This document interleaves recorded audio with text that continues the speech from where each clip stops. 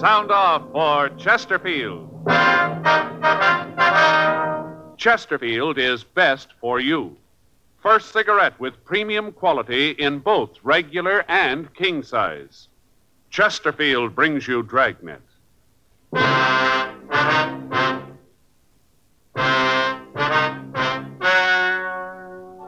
Ladies and gentlemen, the story you are about to hear is true.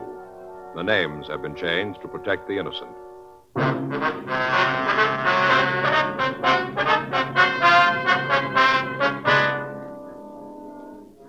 You're a detective sergeant.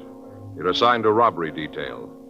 A holdup man has been hitting large supermarkets in your city. He's fast and is experienced. Your job? Get him.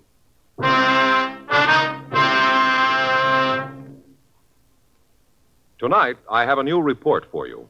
A most important one, too. Because when you're asked to try a cigarette, you want to know, and you ought to know, what that cigarette has meant to people who smoke it all the time.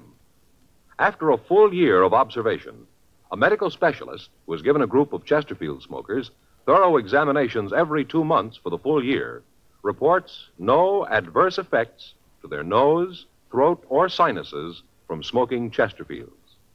More and more men and women all over the country are finding out every day that Chesterfield is best for them. Enjoy your smoking. Try Chesterfields today. They're best for you. Much milder, with an extraordinarily good taste.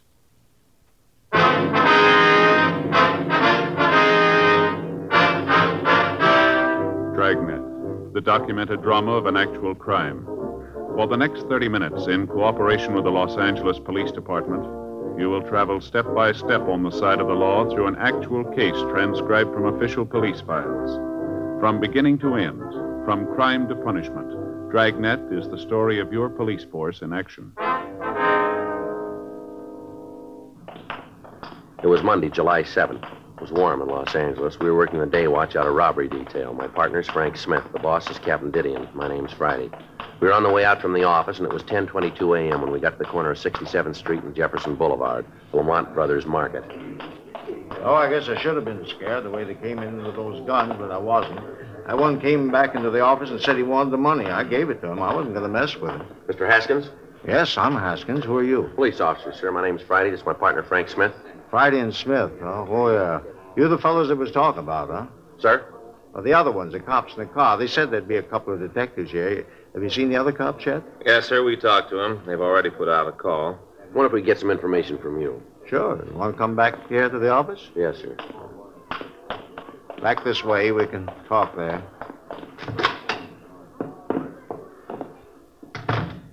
Just sit down. Mr. Haskins, if you'd just tell us what happened, please.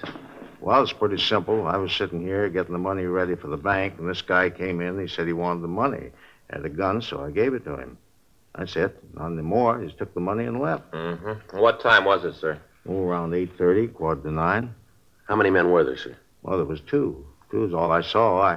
I don't think there was any more of them. All right, sir. If you could just tell us exactly what happened. Well, I told you they came in. They took the money. I know, sir, but if you'd go into more detail. Well, I came in about 7:30 this morning, like always. Checked things over the store to make sure that everything was okay. Then I started checking out the week's receipts. Uh-huh. Well, then, like I said, it must have been 8:45 or so, and heard this knock on the door. Thought there must be something wrong. The employees know not to bother me when I'm making up the deposit slips. Yes, sir. That's when I knew that something was wrong. Right away, I said to myself, Larry, there's something up. Something isn't good. Yes, sir. Well, it was right. Went over to the door and unlocked it. There he was, this big fellow, stood there with a gun. The way his eyes lit up when he saw all that money laying on the desk. You got any idea of how much money was taken, sir? Well, it was about $6,000 cash. I guess another $1,500 in checks, more or less. Uh-huh. I wonder if you'd give us a description of this man, could you? Well, like I said, he was a big one, real mountain of a man, well over 6 feet. Had this gun, you know. Uh-huh. He stood there and said, "This is the stick-up. I want that money." And he pointed at the money with his gun. Oh, what kind of a gun was it? Could you tell? That's a great question. Of course I could tell. He had right under my nose. Shotgun, sawed off. Had the stock cut down, too. Looked like a horse pistol. The way he handles that thing, I wasn't going to mess with him. Uh-huh. I told him, take the money. Take it and get out, not to shoot that thing off. He did. Walked right over to the desk and scooped up the money. He had a paper bag. He put it down by the table and he scooped the money into it. Then he said to me to stay put. Not to try to yell or be brave. Didn't have to tell me that. I wouldn't have tried anything. You said there was another man, is that right? Yes, I saw him when they left. He's a little fellow. Mm-hmm. About how tall, would you say? Well, it's kind of hard to tell. I didn't get very close to him. Well, was he armed, too? Yeah, he was carrying a revolver. They drive a car, would you know? Well, if they did, I didn't see it. You went out after them, then? I should say not. The way that one fellow waved that gun around, I stayed right here. He said to stay put, and that's just what I did. What'd this big man look like? Oh, a real mountain. He was 6'2" anyway. He must have weighed in at about 215. Mm-hmm. How about his coloring? It was dark. He had black hair. His eyes were dark. Not a brown. It was almost black. Real dark. Mm-hmm. And when he spoke, did he have an accent, anything like that you might have noticed? No, I don't think so. At least there was one. I didn't notice it. Mm-mm. Did he have any scars or marks? What? Any scars or marks? Anything that might make it easier for us to identify him? Yes, there was a little scar right here. Right over the bridge of his nose. Across here. How about his clothes? What was he wearing? Had a brown hat on, a brown jacket. Short kind of what you'd call that the real slick material, you know. Satin, like bowling teams wear. Yes, sir. Had on a pair of brown pants, brown shoes. How was the other one dressed? I couldn't tell you for sure. Like I said, I only saw him for a minute when I opened the door. He was out there telling the people to just mind their own business, do that, and they wouldn't get hurt. I didn't get a good look at him, but that big one, he was a real mountain. Do you usually have this much money around in the store? No, not usually. See, this was a long weekend. You know, the 4th was Friday, and whenever we have a long weekend, we usually have $10,000 or $12,000 in cash here. That's where the guys really goof. Sir? Really missed the boat. You know, if they'd known what they were doing, they'd have gotten a lot more. Well, how's that, sir? The safe out in front. Another $7,000 out there. Guys missed it completely. Yes, sir. Yeah, sure hope they don't come back for it.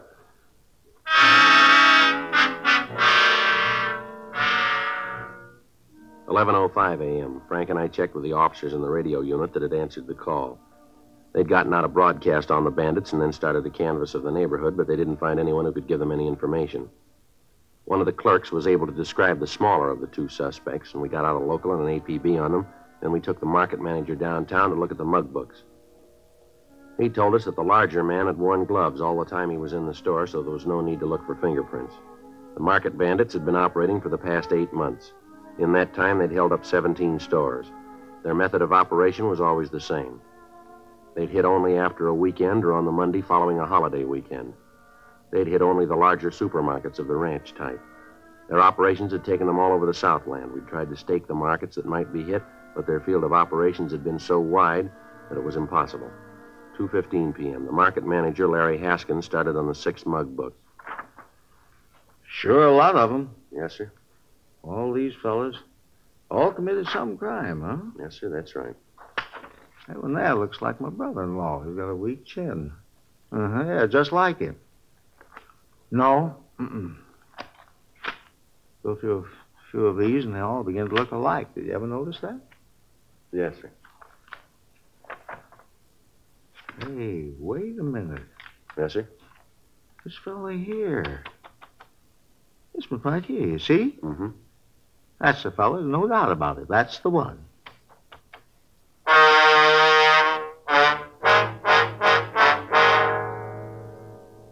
The market manager had identified Bernard R. Hansen as one of the holdup men. The other employees of the store were called in, and they identified the same picture as being the man who'd held them up. We checked on his record and found that he'd been convicted for armed robbery and had been sentenced to the state penitentiary.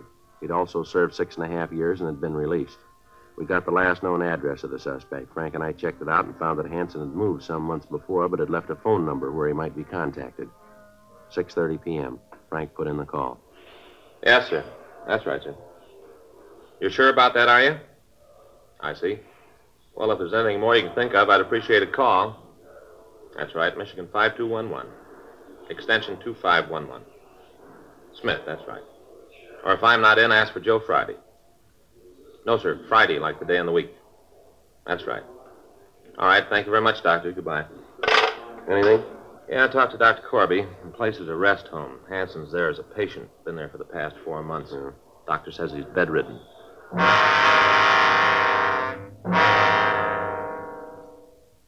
checked on the rest home. It was a private sanitarium in the valley. We got in touch with the medical authorities and found that the head of the hospital was listed as Dr. James Corby. Frank and I drove out and talked to Dr. Corby and the rest of the staff. From them, we got the story that Hanson had been a resident of the home for the past 4 months. We found that he had a lung ailment and was confined to his bed 24 hours a day. The doctor showed us his records and charts, and from what we could tell, it would have been impossible for Hanson to have been the bandit. 3 weeks passed. On August 4th, the market thieves hit again, this time out in East Los Angeles. They got away with a little over $9,000. The manager of the market came downtown and checked the mug books. They again identified Hanson as the thief. We had the stats office make another run on the MO used. The result came back, and out of the thousands of cards checked, only one fitted the way the robbery had been carried out, Hanson's.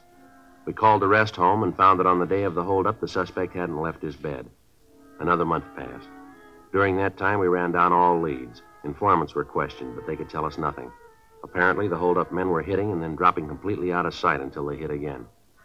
Monday, October 27th, 8:05 a.m. I checked in for work.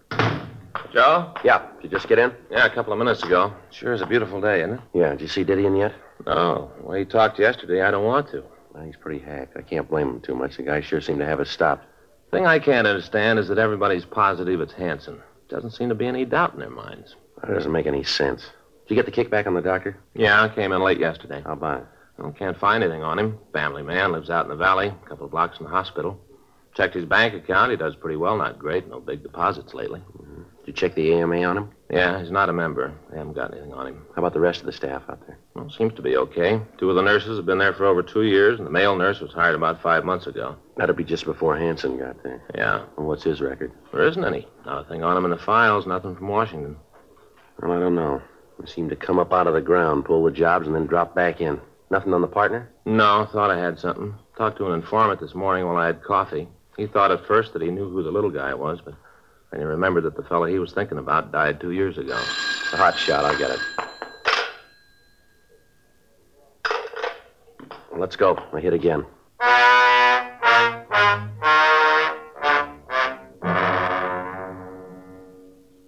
At 8:01 a.m. that morning, a pair of hold-up men had walked into a market out on Adams Boulevard and robbed the place of a little under $11,000. The manager gave us a description of the hold-up men. One was large, dark, and had a small scar over the bridge of his nose. The other was small, sandy-haired, and had no visible marks or scars. We showed the manager mugshots of Hanson, and he positively identified him as the larger of the 2 men. A local and an APB was gotten out on the pair, and then Frank and I drove out to the hospital to see Hanson. 8:46 a.m. We talked with Dr. Corby. I know you men are trying to do your duty, but I've told you before it couldn't possibly be Mr. Hanson. I know for a fact that he hasn't been out of his bed this morning. Was it possible for him to get out of his room without you knowing it? No. Wonder if we could see him, Doctor. No, I don't think that'd be possible. He's still asleep, and I can't have him disturbed. Now, you're sure, though, that he couldn't have left the hospital without you knowing it? Absolutely. No chance of it. What time does Hanson generally wake up, Doctor? Depends. Usually, though, I'd say he's awake by 9:30 or so. Wonder if we could wait and talk to him. If you like.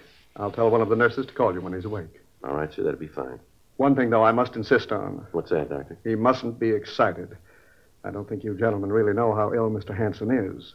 If you had any idea, you wouldn't be out here with this ridiculous questioning. Yes, sir, we understand. We're just trying to get this thing straightened out as soon as we can. Fine.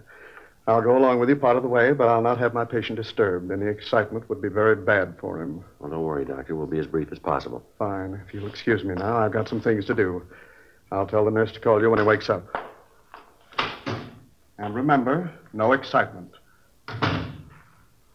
What do you figure, Joe? Well, it's got me. The way he talks, every one of those witnesses are wrong. Yeah, it's happened before. Get a positive identification and end up with the wrong guy. Yeah, but all of them are so positive, it just doesn't make any sense.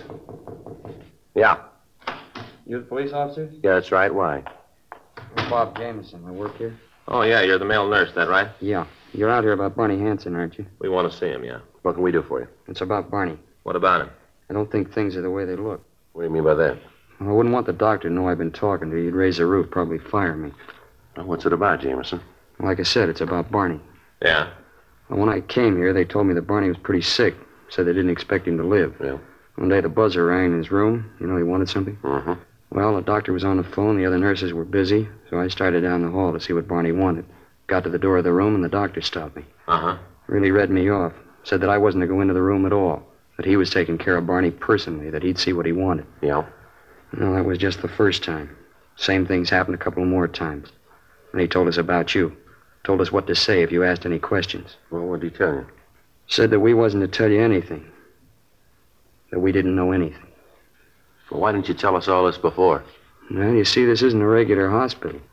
I don't think that he's even a regular doctor. I've worked around hospitals for a long time, and I never saw no doctor act like he does. He doesn't even know how to write out a diet, feed some of the people here all the wrong things. That right?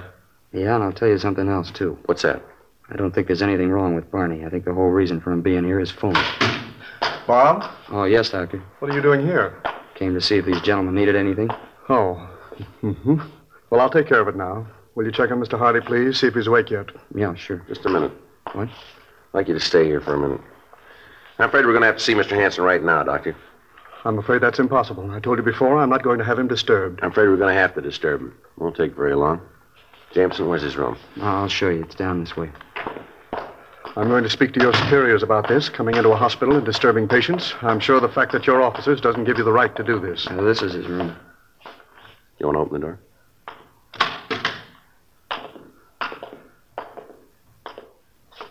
Well, how about it, Doctor?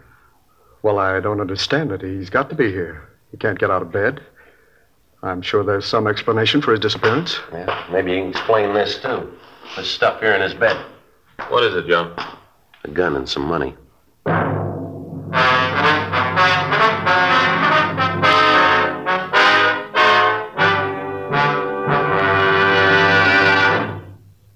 You are listening to Dragnet, the authentic story of your police force in action.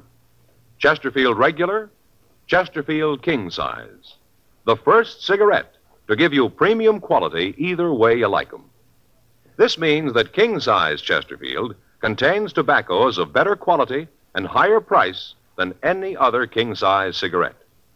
Chesterfield is first to name all its ingredients, ingredients that make the best possible smoke. And Chesterfield gives you this full year's scientific report. No adverse effects to the nose and throat of a group smoking only Chesterfields. So enjoy your smoking. Change to Chesterfield today. Much milder, with an extraordinarily good taste.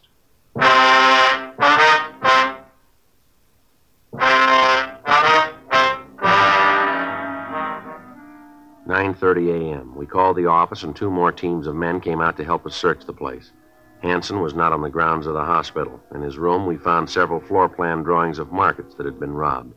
The drawings showed the location of the manager's office and of the safe. Along with the drawings, we found several maps with roads marked on them leading back to the hospital. A stakeout was placed on the rest home in the event that the suspect returned, and Frank and I drove the doctor back downtown. We talked to him for an hour before he finally told us the story. He said that Hanson had come to him and offered him money to say that he was ill and to give him a room. The doctor went on to say that after he got started, he tried to get out of the deal, but that Hanson said he'd get his family if the doctor said anything about his activities to the police. Dr. Corby gave us the name of Hanson's accomplice, Marty Peterson. He said that he didn't know where Peterson lived, but that he usually came out a couple of times a week to see Hanson. We notified the stakeout to be on the lookout for Peterson, and then we booked Dr. Corby at the main jail. We ran the name Marty Peterson through R&I, but we got no make. We sent the name to George Brereton up at CII in Sacramento, and also to Washington. The kickback gave Peterson a record of 2 arrests of robbery and 1 for ADW in the East. It also gave the name of a sister who lived in Los Angeles. We checked with her, and she was able to tell us where Peterson lived. Thursday, October 30th, Frank and I drove out to his apartment.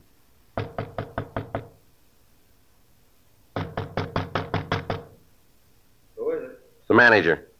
Just a minute.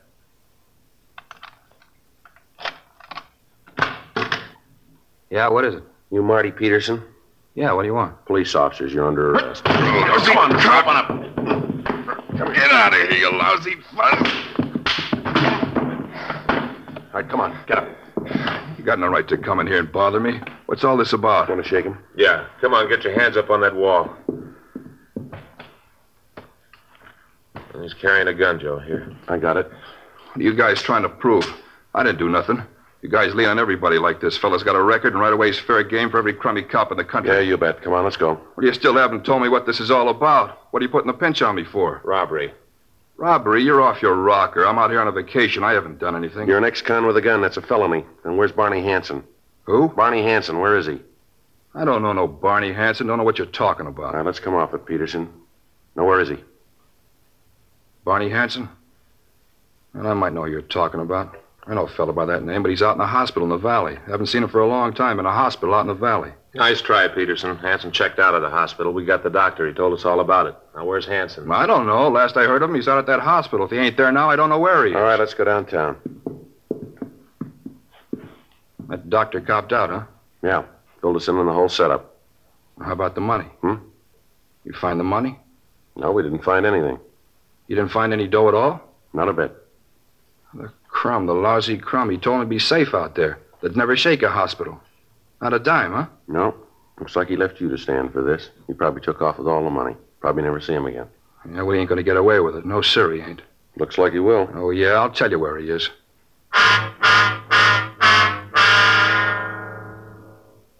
We took Marty Hanson down to the city hall, and he was booked at the main jail. Before he was booked, he gave us the name and address of Hanson's girlfriend. Frank and I drove over and talked to her. She told us that she hadn't seen the suspect for several weeks. She said that she'd heard that Hanson had been running around with another girl. She also told us that she'd heard Hanson had bought a new car and was running around with a new bunch of friends. She said that she hadn't seen him since he got the new car, but that she'd heard it was a new Oldsmobile, and it was painted a fire engine red. We called the office and arranged for a stakeout on her apartment, and then we began to check out the Oldsmobile dealers in the Los Angeles area. 2 teams of men were assigned to help us in running down the list. It took us 2 days to talk to the dealers in town. Each of the dealers was shown a mugshot of Hanson. 2 days went by. Finally, we got an identification. A dealer out on Franklin in Hollywood reported that he'd sold a car to Hanson. However, when we checked the address he gave us, we found that Hanson had moved a week before and left no forwarding address. We got in touch with the Department of Motor Vehicles, and from them we got the address where they'd sent the pink slip. It was an apartment house out on Highland Avenue. Frank and I went out to check it out. Yes? Bernard Hanson in? No, he isn't. Something you wanted? You expecting him? I don't know. I haven't seen him this morning. I just got here myself. What if we could talk to you? Who are you? Police officers. My name's Friday. This is my partner, Frank Smith. How do you do? I'm Lily Edwards. Come on in. Thank you. Thank you, ma'am. Get you anything? Cup of coffee? Anything? No, thanks. When'd you last see Hanson? Last night. We got a date at 2:30 this afternoon. What time is it now? Well, it's 2:37, ma'am. Late. He'll be along in a minute. What do you want to see him about? Done something? Better if we could talk to him. Personal, huh? Yes, ma'am. He's a wild one, old Barney. Him and that red car. Real wild. Ma'am? That car he drives. You know, it's a red Olds. He's like a kid with it, always wiping it off, taking care of it. I think he'd bring it up here at night if he could. Never seen anything like it. Mm-hmm. How long you known Hanson, Miss Edwards? Not long. Couple of weeks, I guess. Not much more than that. Where'd you meet him? Well, I hope you won't get the wrong idea, but... Ma'am? Well, I live down on Vine Street, below Fountain, you know? Yeah? Well, I usually have morning coffee at the drugstore, the big one on Vine. Well, one morning Barney comes in. I guess it's about 9, somewhere around there. He plunks down on a stool next to mine. Then he takes out a package of cigarettes and starts to light one. He's shaking so much he can hardly hold the match up to the cigarette. Well, I got to laughing because I thought he was hung over. Anyways, we got to talking, and the next thing I knew, he asked me out to lunch. Uh-huh. Well, I knew it wasn't proper, but I figured, well, he seemed like a nice guy, so I told him that I'd meet him. We had lunch that day, and we sort of been going together since. I see. Hanson ever told you what he did for a living? No. I asked him a couple of times, but he wouldn't say anything right to the point. He'd, kind of hedge around the bush. So I figured that he didn't want to tell me, and I stopped asking. He was always nice to me. No need for me to pry into his personal affairs. What time you got now? It's 2:40, ma'am. Can't understand it. He's usually so prompt. I hope nothing happened to him. He said sure to meet him at 2:30. Or was it 3:30? I don't remember too well. Never sure about times or dates, things like that, you know. Yes, ma'am. You ever met a man named Peterson, Marty Peterson? Marty Peterson? Yeah, I've met him. Little guy. Yes, ma'am. Yeah, he's a friend of Barney's. They're in some sort of business together. I don't know just what it is, but I know that they're associated in some way. Hanson's never said anything about this business to you, has he? No. Like I said, he's very close-mouthed about what he does. You ever mention a Dr. Corby to you? Corby? No, I don't think I've ever heard that name before. Would you know how long Hanson's lived here? No, I think he moved in just before I met him. I don't think he's been here very long. Say, what are all these questions about? I hope I haven't said anything to get Barney in trouble. He's such a nice guy. I sure wouldn't want to do that. No, ma'am, you haven't done that. Hi, Lily. Who are you? What are you doing here? Police officers, you're under arrest, Hanson. For what? Suspicion of robbery. I'll shake him, Joe. Now, wait a minute. What is this, a shakedown? What are you guys trying to prove? You got nothing on me. I fell once. I did my time. I owe you nothing. He's clean, Joe. Why'd you do that? I'm not giving you any trouble. I got no reason. You got nothing on me. I got nothing to worry about. I'll go with you. There's no reason not to. You mean what these guys say is true? You've been mixed up in some robberies? Oh, knock it off. What do you mean, knock it off? Don't you talk to me like that. I'm not going to take talk like that from you. Like I said, knock it off. All right, come on, let's go. You really figure you got me for a 211, huh? Yeah, we got the rest of them, too. Peterson and the doc? That's right. I suppose they talked, huh? Yep, they told us all about it. Sweet racket. Should have known it could only last so long. Should have figured that the longer I played against the house, the shorter my chances were. It is true, and you never told me. All this time, and you never told me you were a crook. Of all the rotten deals... Oh, shut up, will you? Always shooting off your big mouth. Listen, Barney Hanson, I told you before, don't you talk to me like that. I won't take it. You haven't got much choice now, have you, Lily? You know something, Cop? What's that? Might be kind of pleasure to get into a nice, quiet jail. Get away from this dumb broad. She's the dumbest broad in the entire United States and Canada. Real pretty, but boy, she's stupid. Now, I told you, Barney Hanson, I'm not going to have you talk to me like that. Kid's a real shrew. Young, and she's a real shrew. Let's go. Glad to get away from her. All right, Barney Hanson, that does it. I'm through with you. I've had it. It's going to be a long time before I even talk to you. A long time. Yeah, well, you're right about that. Let's go.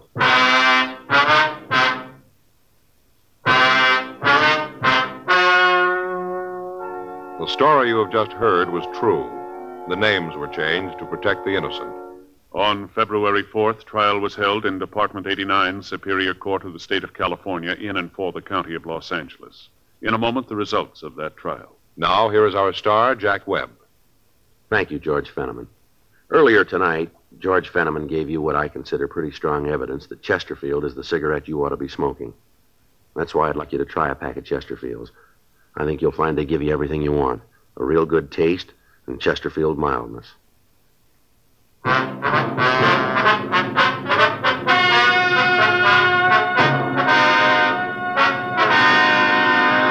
Bernard R. Hansen and Martin S. Peterson were tried and convicted of robbery in the first degree. They were filed on for 10 counts and received sentences as prescribed by law.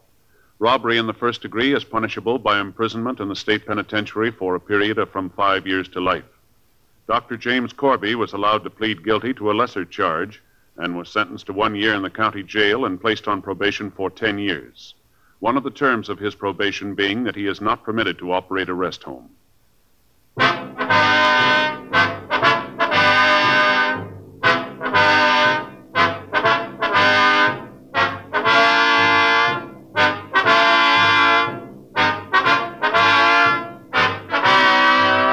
You have just heard Dragnet, a series of authentic cases from official files.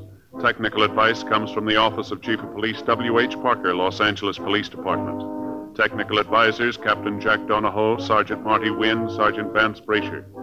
Heard tonight were Ben Alexander, Vic Rodman, Herb Ellis. Script by John Robinson. Music by Walter Schumann. Hal Gibney speaking. For a million laughs, tune in Chesterfield's Martin and Lewis show, Tuesday on this same NBC station. And sound off for Chesterfields. Either regular or king size, you'll find premium quality Chesterfields much milder. Chesterfield is best for you. Chesterfield has brought you Dragnet, transcribed from Los Angeles. Ladies and gentlemen, in the fight against an old enemy, polio, medical research has armed us with a powerful new weapon, gamma globulin. Used soon enough, it can prevent the paralyzing effects of polio. But first, you must furnish the raw material, blood. Doctors urgently need your donation of blood to make gamma globulin. So call the Red Cross. Please don't put it off. It's too important. Call the Red Cross tomorrow and make an appointment to give blood.